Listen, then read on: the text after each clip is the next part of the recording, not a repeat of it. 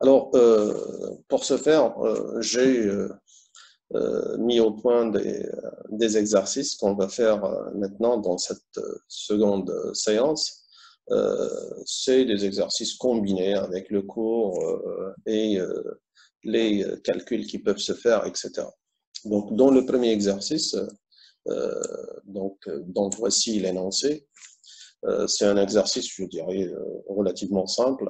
C'est du cours, c'est-à-dire si on connaît le cours, on peut y répondre d'une manière instantanée. Quel est le but de l'algorithme de Diffie-Hellman? Donc, à quoi il sert cet algorithme? Et la deuxième question, quelles sont les données qui sont publiques et les données qui sont secrètes? Donc, on a vu que le protocole de Diffie-Hellman, on l'a défini dans le cours et on a montré tous les paramètres qui sont utilisés. Et donc ici, si vous connaissez votre cours et vous avez compris le but, vous serez capable de répondre aux deux questions qui sont des questions, je dirais, très simples et liées directement au cours. Donc là, il n'y a ni réflexion à faire, ni calcul à faire, ni quoi que ce soit. Donc, le seul truc, c'est quoi? C'est de savoir, de cours, entre autres, connaître ce protocole Diffie-Hellman, comment il est fait et quelles sont les valeurs qu'il manipule et les données qu'il manipule pour arriver au résultat. Donc, première question. Alors, à votre avis, quelle est la, la réponse appropriée? Théoriquement, la réponse, elle est je dirais, assez évidente et assez triviale pour répondre à la première question qui consiste à dire quel est le but de ce protocole ou cet algorithme de Diffie-Hellman. Alors, j'attends vos propositions. Oui. Hamadash, elle a donné sa réponse. Je préfère qu'il y ait d'autres, parce que Hamadash, déjà, on a eu, à vrai dire, la réponse. Tu t'es distingué donc, dans l'histogramme. La seule note qui était à 18, c'était la tienne. Donc, les autres étaient un peu plus loin. Je préfère que d'autres y répondent. Si personne ne répond, je donnerai la parole à Hamadash, mais pour le moment, je préfère qu'il y ait encore d'autres réponses qui nous permettent effectivement de savoir qu'est-ce qui est fait par cet algorithme de Diffie-Hellman, à quoi ça peut servir cet algorithme. Alors,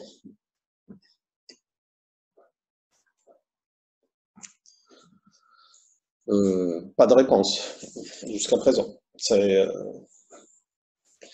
Et pourtant, dans le cours, c'était noir sur blanc et c'était assez clair. Hein. C'est-à-dire que, en réalité, ça confirme le test que les gens ne revoient pas leur cours.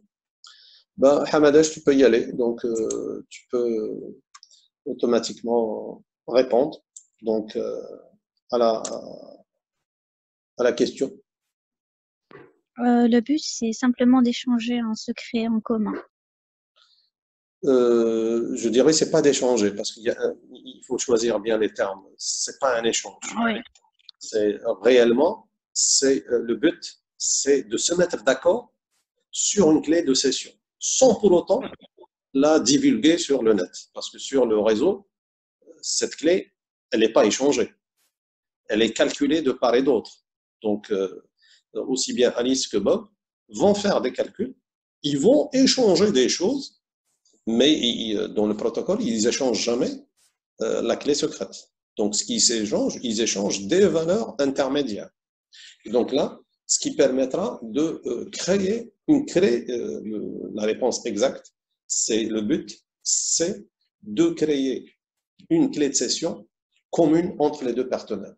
Donc ça, c'est le but, c'est la création, mais il n'y a jamais eu d'échange de cette clé, c'est-à-dire qu'il faudrait que la clé reste secrète, d'où son nom.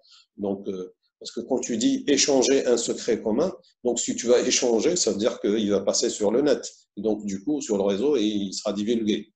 Donc l'idée c'est de créer une clé de session secrète entre les deux. Donc ça, c'est la réponse, la bonne réponse pour la première question qui consiste à dire quel est le but de l'algorithme de Diffie-Hellman. Donc, c'est l'algorithme qui permettra à deux interlocuteurs de se mettre d'accord sur l'échange d'un secret en commun. Et donc là, et on peut expliquer qu'ils vont échanger des messages publics qu'un espion peut voir, mais il n'échange pas la clé secrète. Donc ça, c'est le but essentiel de cet algorithme. Alors, question maintenant suivante, donc, qui dépend de la première. Donc, là, ça explique à la fin que le secret, donc l'accord sur le secret commun, il n'est jamais divulgué. Donc, ce qui est divulgué, c'est des valeurs intermédiaires, mais ces valeurs intermédiaires ne permettent pas de prendre connaissance de l'algorithme. Donc ça, c'est le principe de l'algorithme de Diffie-Hellman. Alors, on passe à la deuxième question. Quelles sont les données qui sont publiques et les données qui sont secrètes?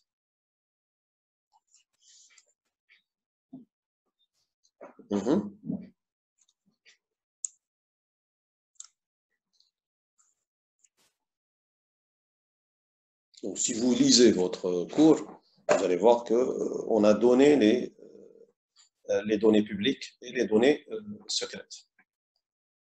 Donc, dans un premier temps, quelles sont les données publiques?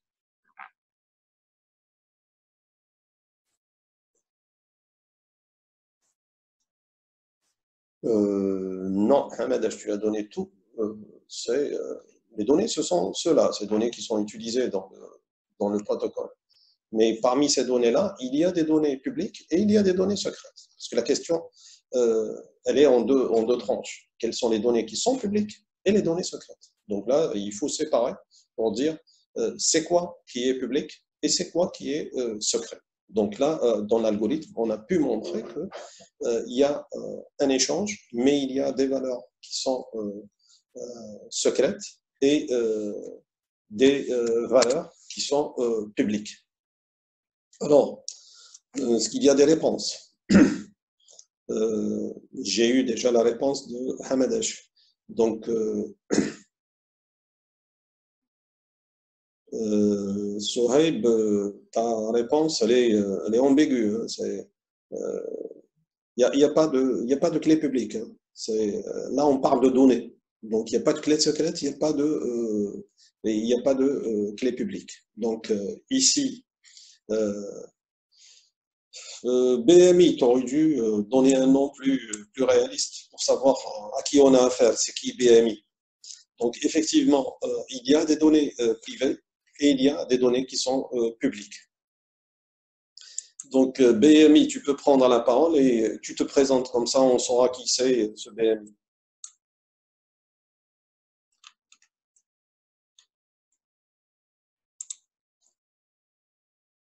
Ok, tu as la parole. Oui, monsieur. On a XA et XB qui sont... Avant ça, tu me dis, tu es qui? Je suis Bouzid. Tu utilises un pseudo alors que théoriquement, tu ne devrais pas utiliser un pseudo. On est dans un cours. Ça, tu peux utiliser un pseudo quand tu es sur une application Internet, etc. Ça, tu peux l'utiliser. Mais quand tu es dans un cours, quand même, il faut utiliser le nom de l'étudiant. C'est important. Parce qu'on communique entre nous, c'est une communauté qui est restreinte. C'est pas une communauté qui est assez large où on veut préserver l'intimité ou la vie privée. Donc, il n'y a pas vraiment de vie privée. On est dans un cours et donc, dans les cours, je vous recommande automatiquement d'éliminer ces pseudos et d'utiliser votre nom réel. Ok, allez-y pour la réponse. On a XA et XB qui sont privés. On le calcule à la base de nombre Y et un nombre P. Ils sont déterminés à chaque nœud. Donc, ce qui est comme public, c'est le nombre premier P, la valeur de Y, qui sont échangées publiquement. Et donc, automatiquement, c'est des valeurs publiques données en clair sur le net. Bien entendu, les valeurs YA, YB, elles sont échangées aussi d'une manière publique.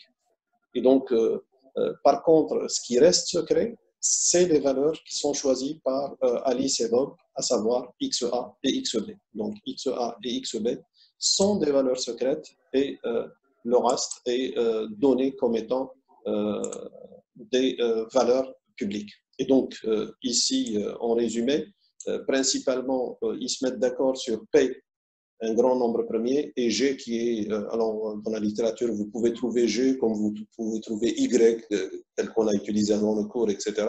Donc, il ne faut pas s'affoler quand on change de nom. Le nom, ce n'est autre qu'un symbole, sans plus. En mathématiques, quand tu peux nommer une variable par X, comme tu peux la nommer par Y ou Z, etc. Ça ne change pas. L'essentiel, c'est son rôle qui est utilisé à l'intérieur. Et bien entendu, on va avoir les deux valeurs essentielles qu'on a vues, et on a vu à travers les exercices, c'est XA, XB qui doivent rester privés. Parce que ça, ce sont les secrets. Si tu divulgues un secret, automatiquement la clé va être divulguée. Et donc ça, c'est ce qu'il faut éviter pour l'algorithme de Diffie-Hellman. Il ne faut pas divulguer les valeurs XA et XB. Et comme ça, on préserve la clé secrète générée. Et même si les valeurs YA et YB sont échangées publiquement, on ne peut pas trouver la bonne valeur. Alors, dans l'exercice qu'on a déjà vu dans l'épreuve, on a pu trouver XA et XB. Pourquoi? Parce que tout simplement, on a fait ça exprès en vous donnant des valeurs qui sont petites. Regardez ici, dans le texte, on vous dit P, un grand nombre premier. Donc, si tu as un grand nombre premier, tu peux t'amuser à faire des calculs et des tests. Il est très, très difficile de retrouver la valeur qui a été générée. Et donc là, on peut le trouver quand il y a des petites valeurs. Donc, on peut faire tous les calculs possibles pour trouver la valeur. Mais c'est dans la pratique, le P, il est assez grand. Et donc, il est difficile de retrouver ces valeurs. Alors, ça, c'était pour l'exercice 1.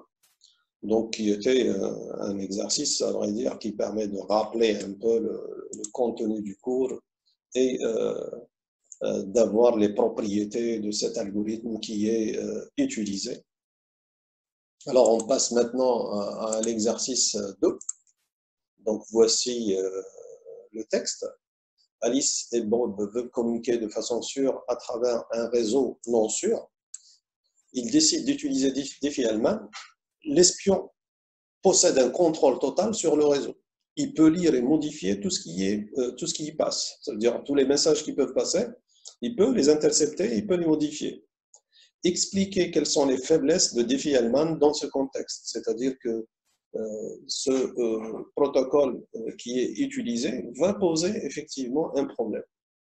Alors, pour vous faciliter les choses un peu, c'est le problème qui est posé, il est connu en littérature comme étant the man in the middle, c'est-à-dire l'homme du milieu. Ça veut dire que Alice et Bob, quand ils communiquent, tu as un homme, Charlie, qui peut être au milieu, il peut intercepter les messages, donc il peut jouer un mauvais tour à Alice et Bob. Et donc, expliquer les faiblesses, donc, ce qui vous permet de donner le scénario de cet homme du milieu. Qu'est-ce qu'il peut faire pour jouer un mauvais tour à Alice et Bob.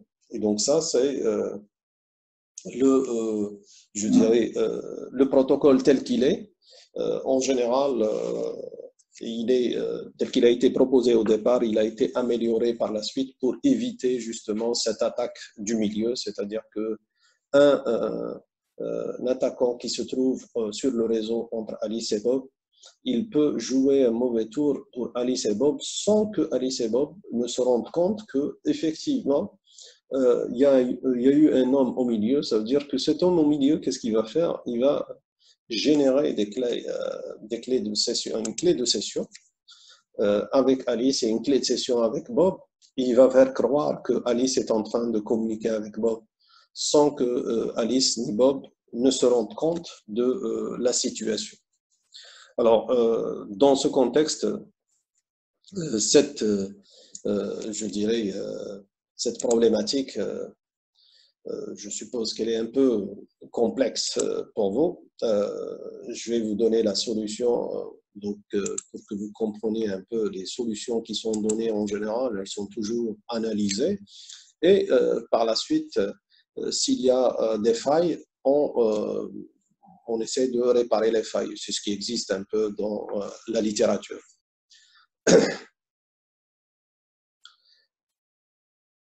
Oui, Hamadash, oui, il va intercepter effectivement YA, YB. Mais qu'est-ce qu'il va faire avec? C'est ça le problème. C'est-à-dire que lui, on a dit qu'il a la main sur le réseau, et donc lui, qu'est-ce qu'il va faire? Il va réaliser une attaque en se faisant passer pour Alice aux yeux de Bob, et inversement, il va se faire passer pour Bob aux yeux de Alice. Alors, la technique... Ah non, pour Harzali, vous me dites qu'il va intercepter YA, YB, il pourra retrouver la clé secrète. Non, il ne peut pas trouver la clé secrète, parce que, rappelez-vous, on a dit que pour Diffie-Hellman, P c'est un grand nombre premier, Y aussi. Et donc, il est difficile de faire les calculs qu'on a fait dans l'épreuve de tout à l'heure. Donc, dans l'épreuve de tout à l'heure, on pouvait faire ces calculs. Pourquoi? Parce que P était petit, Y était petit. Et donc, on peut faire tous les calculs possibles et ensuite sélectionner les valeurs pour retrouver XA et XB. Là, quand Y et P sont très grands, tu ne peux pas faire ce calcul. Donc, ce calcul, il est connu en littérature, ce qu'on appelle le problème du logarithme discret. Ça veut dire quoi? Ça veut dire que tu as un logarithme, tu veux chercher un nom entier qui a provoqué le calcul de ce logarithme. Ça, c'est un problème qui est connu en mathématiques, c'est un problème difficile. Donc, tu ne peux pas le réaliser. Alors, Bozid, tu dis qu'il faut, il modifie la clé A et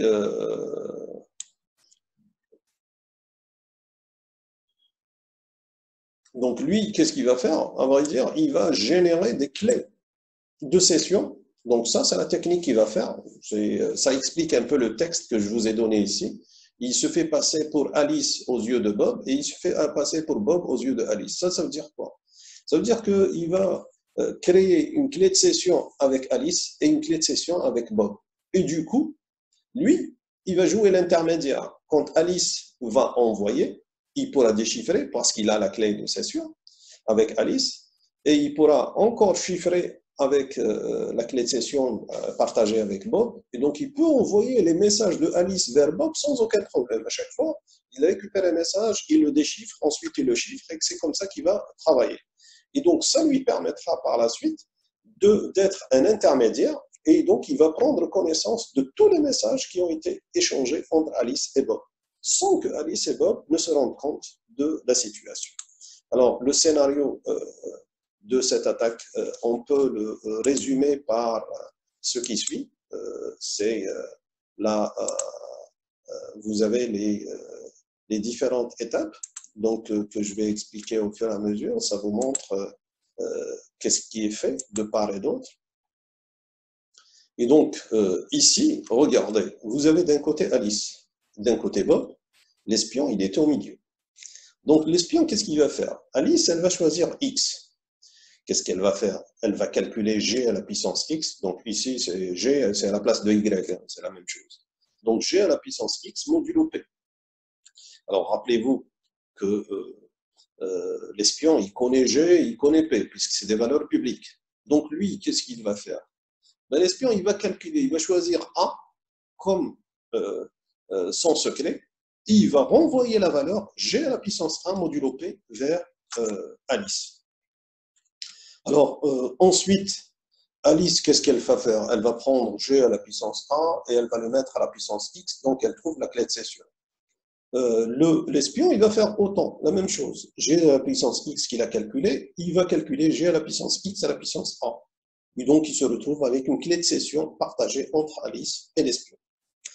Pour l'autre côté, dès qu'il termine avec Alice, donc automatiquement avec Bob, puisque regardez ici, il n'a pas laissé le message passer vers Bob, donc lui, il a choisi A pour échanger et avoir la clé de session avec Alice, et il va choisir B, ce qui lui permettra d'avoir une clé de session avec Bob.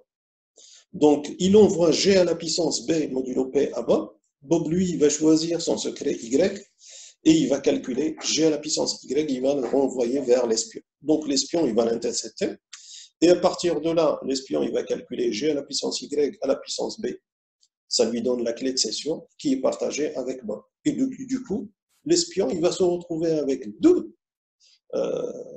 clés de session. Une clé de session partagée avec Alice, une clé de session partagée avec Bob. Alors ici, quand vous voyez ce modèle-là, Alice ne sait pas que G à la puissance X, G à la puissance A, provient de Bob.